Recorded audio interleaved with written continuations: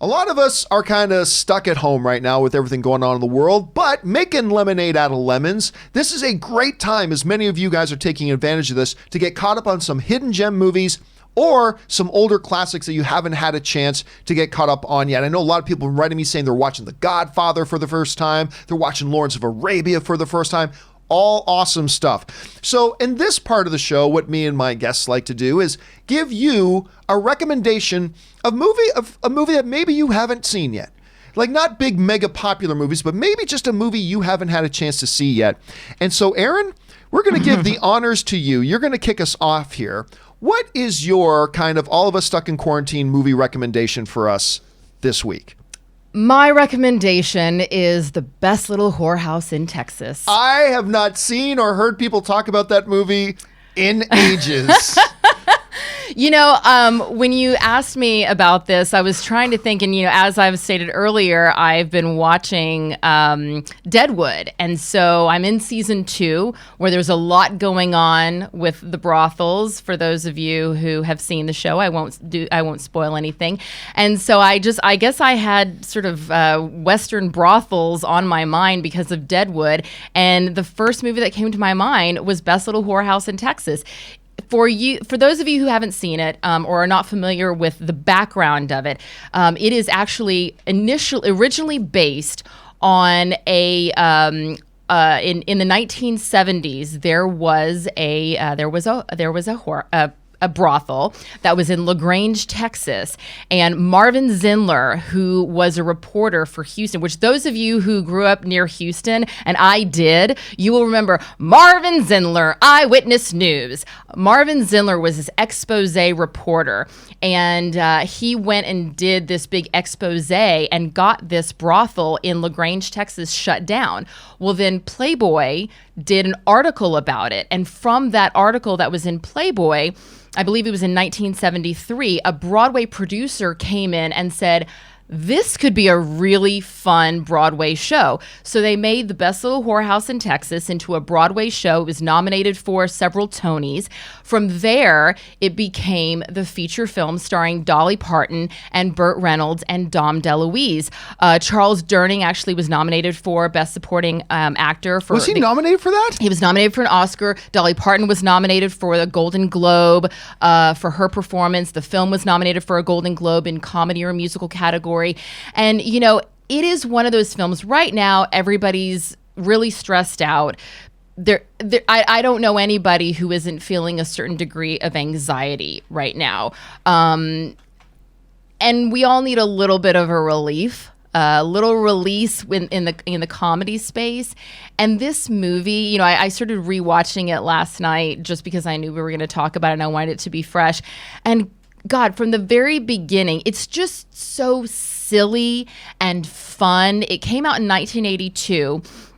It has a lot of, if you're a fan of musicals, which you have to be a fan of musicals to enjoy this because that's what it is, but it has a Grease quality to it. You know, there's the kind of that sort of Grease had that nice layer of absurdity, like in Grease 2 when they're all doing triple pirouettes with bowling balls. I mean, just absolutely absurd song and dance numbers, but really fun and nostalgic.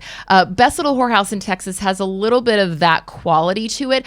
And Dom DeLuise is so funny when Burt Reynolds comes into his dressing room and he's putting on his corset and his shoulder pads and he's talking about how masculine he is, you know. And then you have Jim Nabors, who everybody loved as Gomer Pyle from the Andy Griffith Show. He plays this sort of, you know, do-do-do deputy. This is Burt Reynolds when he was at the height of his career. He is so handsome. He and Dolly Parton, who I am such a Dolly Parton fan. I have been to Dollywood. I love everything Okay. Oh, yes, I've been to Dollywood. Yes, absolutely. I have her records for my record player. I love all things Dolly Parton. Dolly Parton and Burt Reynolds have such incredible chemistry in this movie. You want to see chemistry that doesn't smolder, but actually makes you feel really good. Their chemistry in this movie is fantastic. And you know, for if you're interested in seeing a little girl skin, there's quite a lot of girl skin. And if you want to see some guy skin, there's quite a lot of guy skin too. The Texas Aggie song and dance number is the most absurd thing that I think I've ever seen in a comedy. But it's really fun. So if you're looking for just a complete escape and to laugh, I highly recommend Best Little Whorehouse in Texas. And if anybody out there wants to bring that back as a stage production, I think this would be a really fun time to see that. Correct me if I'm wrong. Hasn't it been brought back as a stage production at some point? I'm sure it has. Yeah, I mean, it obviously it was nominated for 2 Tonys. It did very well. Right. And also, at the box office, it was the highest grossing. You know what? I read something last night, but I didn't verify that, so I'm not going to say it. But it actually was top of the box office and was only overtaken by Beverly Hills Cop. All right, so we've got one recommendation for Best Little. I hadn't thought of that movie in years. Well, I'm glad to refresh your memory on it. I think I was 9 when it came out. So I remember when they played it on television. They obviously that's gonna be heavily edited. Oh, very, very heavily edited. They did a film, a version specifically for TV. And I remember watching it at home with my parents. And I was so young, I didn't know what a whorehouse was. But all I knew is that if you lived in one, you got to wear fancy clothes, you got to dance and sing, and Dolly Parton lived there. So I was running around the house goals. Telling my parents, I want to move to a whorehouse. I want to move to a whorehouse. And they were like, okay. You'll learn. You'll figure it out one day. So that's our one recommendation today. Is Burt Reynolds, Dom DeLuise, Dolly Parton, Best Little Whorehouse in Texas. I haven't thought of that one in ages. All right, guys, here's one I want to recommend. It's actually not all that old, actually. This one I want to recommend.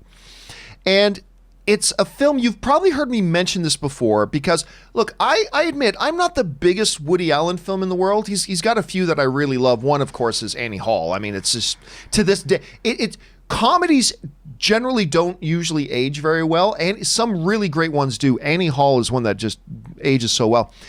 But besides Annie Hall, a very surprising film to me that I only went to go see because it was the premiere of it, and I have all the cast is going to be there, and I wanted to see if I could see the cast, and this was pretty earlier in my career.